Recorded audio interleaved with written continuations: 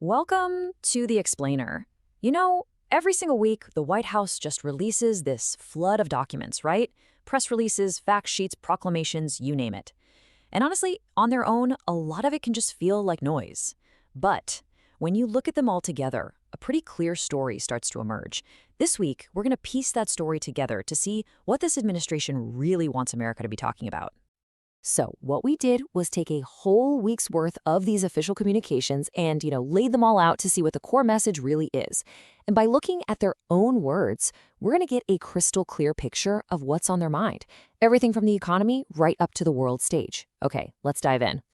All right, so this week's messaging really falls into four main buckets.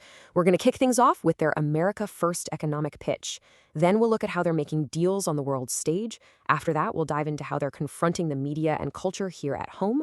And finally, we'll wrap up with how they're trying to reshape the government itself. First up, the economy. And the message here is all about growth, jobs, and you guessed it, affordability. A huge announcement was the latest jobs report. Now, according to the White House press secretary, the economy added 119,000 new jobs. And they're pointing out that this growth was driven almost entirely by the private sector, especially in areas like healthcare and construction. And the administration's message goes way deeper than just that big number. The press release makes a couple of really specific points. First, that the job gains over the past year have gone to native-born Americans. And second, that real wages are actually on the rise. And they frame both of these as a direct reversal of what was happening before. This whole idea of affordability was a huge theme in a speech the president gave this week. He's framing his policies, things like tax and regulation cuts, as something that directly helps families and small businesses. Connecting big economic policy to what things cost you every day. Okay, and this is where you can really see the strategy at play. They put out this document called Good News You May Have Missed. And what it does is pretty clever. It takes all these seemingly unrelated data points, like a drop in foreign student enrollment and the price of your Thanksgiving turkey, and bundles them all together. They're packaging every single one of these as a win for their agenda. It's a tactic, and it's designed to create this feeling of, constant success, one thing after another. Now, this message of economic strength here at home, well, it's mirrored by a focus on making these powerful deals abroad. The administration was also busy this week highlighting some major moves on the international front, especially when it comes to investment and trade. The biggest number we saw all week is just staggering. A fact sheet came out detailing a strategic partnership with Saudi Arabia, announcing that the kingdom is boosting its investment commitment in the U.S. to nearly $1 trillion. That's a T. And they're targeting key sectors like American infrastructure and technology. And this partnership, it's defined by a whole series of these high-level agreements. We're talking everything from civil nuclear energy and critical minerals to artificial intelligence, and even a new strategic defense pact. The White House is framing every single one of these as a win for the America First agenda, saying it's all about creating American jobs and keeping the region stable. This week also put a different foreign policy tool on display. The administration put out an executive order that adjusts trade with Brazil. By listing tariffs on some agricultural products and saying it's because of progress in negotiations, they're showing a really clear strategy, using economic pressure as a form of diplomatic leverage. So, while the administration is projecting all this strength abroad, back here at home, the tone of their communications, well, it got a lot more confrontational.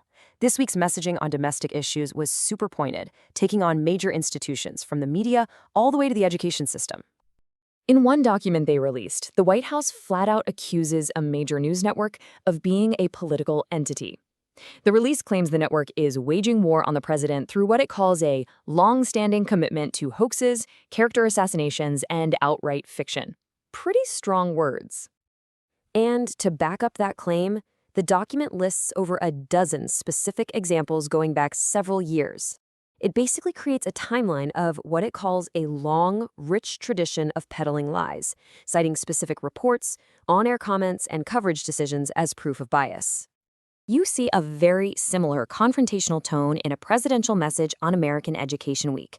It frames the current federal system as this multi-trillion-dollar failure, pointing to low test scores as proof. And the proposed solution? It's pretty radical. Dismantle the entire Department of Education and root out what it calls poisonous ideologies to give control back to the local level. The administration also jumped into a really high-profile cultural issue that, let's be honest, quickly became a political lightning rod.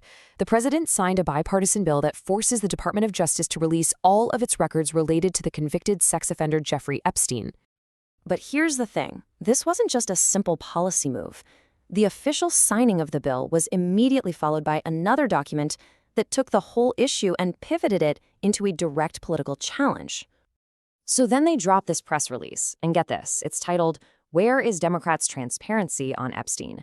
It basically takes this new law and uses it as a launchpad for a political attack. It's not just announcing the bill signing. No, it's posing a whole series of really pointed questions aimed right at their political opponents, highlighting their alleged connections to Epstein. So what you're seeing here is them taking what was a bipartisan moment and turning it into a political weapon. And finally, a good chunk of the week's official business was focused on the actual nuts and bolts of government through nominations and presidential proclamations. The White House announced a whole slate of key nominations sent to the Senate this week.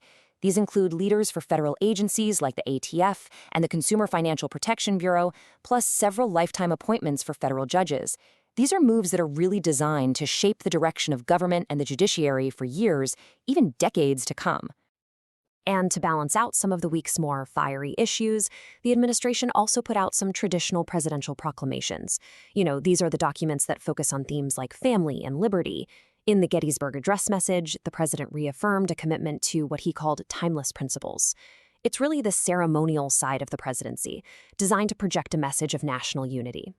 So when you pull all these different announcements together, everything from jobs numbers and trillion-dollar deals to media attacks and judicial nominations, a bigger picture of the administration's weekly messaging really starts to come into sharp focus. It paints a really clear picture, doesn't it? It shows an administration that's on the offensive, actively working to reshape the country's economy, its place in the world, and its internal cultural debates. This 1 week of communications really leaves us thinking about how all these individual pieces fit into a much larger, very strategic puzzle.